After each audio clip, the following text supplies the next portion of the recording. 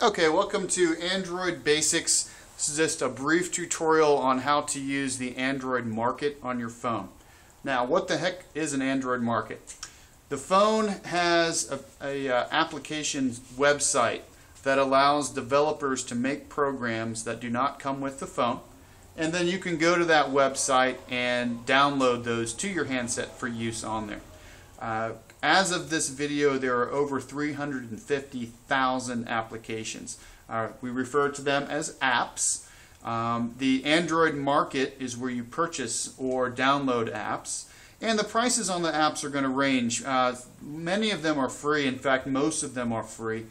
Nicer versions that have more functionality, versions that don't have any type of advertisements tend to cost something, a couple of dollars, up to, I think the most expensive one I've seen is $20, but typically you're looking at between like the $2 and $4 range.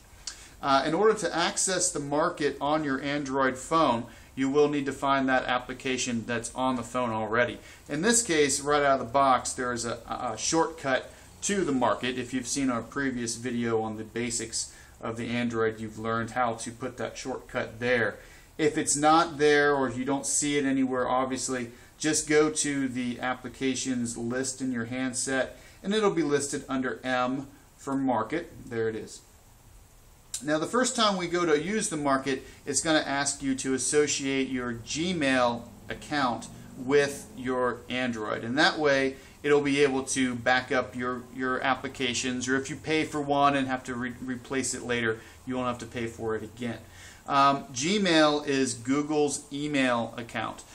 You can set this up on the phone itself right from scratch and get your username and password, but I find it's a lot easier, especially if you're learning how to use this phone with the touch screen. I find it's easier to go to google.com, click on the Gmail link at the top of the Google screen, and then it'll take you to a page where there's very obvious on how to set up your own username and password. Now, in the process of doing that, sometimes your username might be taken, or your original password you try might not be strong enough, and either way it might require you to push in different information or maybe change it. So when you're creating your account, please write your username and password down. There's nothing worse than going through all of that and then coming to the App Store and not remembering what you chose. So anyway, we've got an account in this situation. We'll go ahead and hit Next to add the account. It gives us the option to create or to sign in. Again, if you can't get to a computer, creating will work, but it's just a better experience, a little easier to already have one. In this case, I already have one, so I'll hit Sign In. It asks you for your username and your password. Now remember, your username is not your full email address. It's everything that goes before that @ symbol in the address. Since it's a Gmail account, the phone will go ahead and fill the rest of that information in for you, so there's no need to type all that in. So I'm just going to punch in my username, which is Citizen451, Z-E-N. On this keyboard, the numbers and letters toggle down here at the bottom, so I won't let numbers now, so click that, 451. My password I'm not going to show you, so go ahead and cover up here.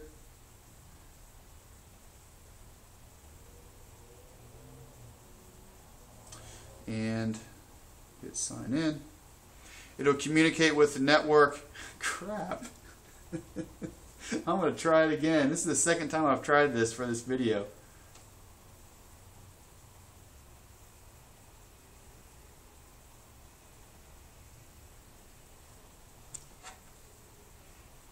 Try this again.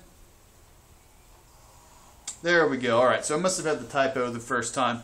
Once it accepts your username and password, it'll give the option to back up your information to Gmail. I do recommend that you do this in the event that your phone is lost. It's a pretty neat feeling whenever you lose your phone, you get a replacement Android, you punch in your Gmail information into it, and boom, all your contacts and calendar information automatically pop up, as well as all the downloads that you've done in the past. So I would suggest that you do that. You do have the option to opt out of that, but I would strongly recommend it. At any rate, we'll go to Next. It's going to tell you that we can link your Google account to the phone, that it's ready to go. So hit Finish. It introduces you to the terms of service. I feel it's important for me to tell you that you need to read this, although, let's be honest here, not exactly something I want to go through all the time, but That's at your own discretion. At any rate, I'm going to accept it because I've already read it in detail 1,000 times. Now this is our market. And the way that the market is set up is it gives you featured applications, which are listed here, and there's quite a few to choose from.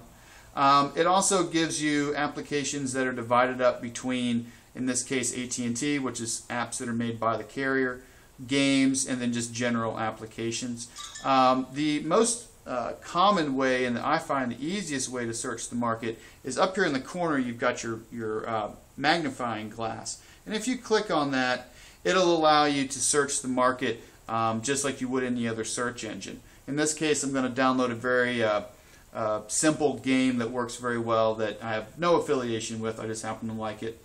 I'm going to go ahead and look for that. It auto-populates things that match it. I'll go ahead and click on the one I want. And it will show me everything that matches that.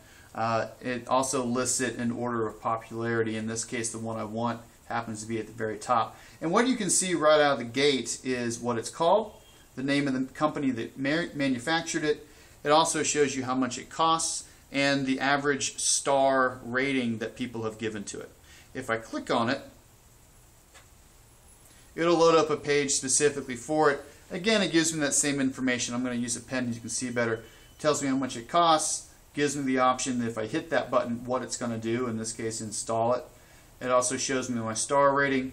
It allows me to rate it, so I can put whatever stars I want on here, whatever. It gives me a description. I can also hit more to see more of a description. It gives me some screenshots of what it actually looks like. And then it gives me reviews, and of course I can see more information about the reviews. It also gives me some applications that are on the market that are similar to it or related to it. And it gives me a way to contact the developer of the game, or also go to the developer's website just so I can check it out if I need to. In this case, I know this is a game that I want, so I'm going to hit install. So I'll hit the little free. Now, in the event that it costs me money, it would now take me to a page that says, this is how much this is going to cost. Is this okay? The first time you do it, it will require that you punch in a credit card. From that point forward, you wouldn't have to worry about that. Google will keep your credit card on file, so it's just a one-time thing.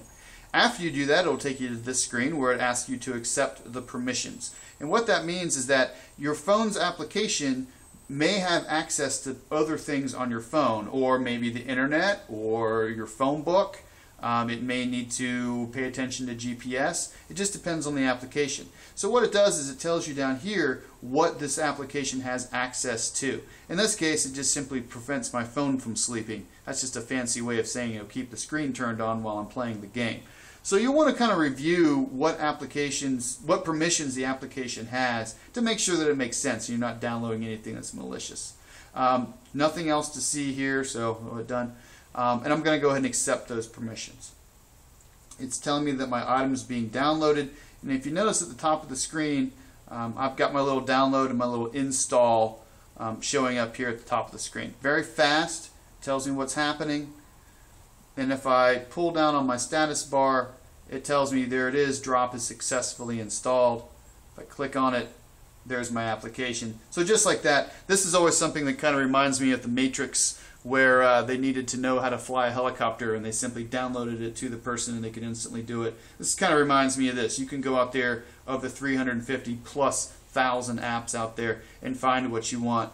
It's not just games, it's also going to be very good for word processing software, things that are related more to business. There are a lot of things. I mean, there's 350,000, so the sky's the limit. If there's anything on your phone that you do not like, then it's just a matter of looking on the App Store to see if there's something there that takes its place. I'm going to go ahead and exit the App Store, and you'll see that if I hit my applications list and go to D for drop, which is the name of the game, you'll see I now have it. Press and hold it, put it where I want it, and that's an application. So feel free to have fun with that. Once you've set it up, it's a lot easier. Now it's just a matter of going to the market and selecting what I want or searching for what I want. Stay tuned here. I'll give you more information about beginner Android information.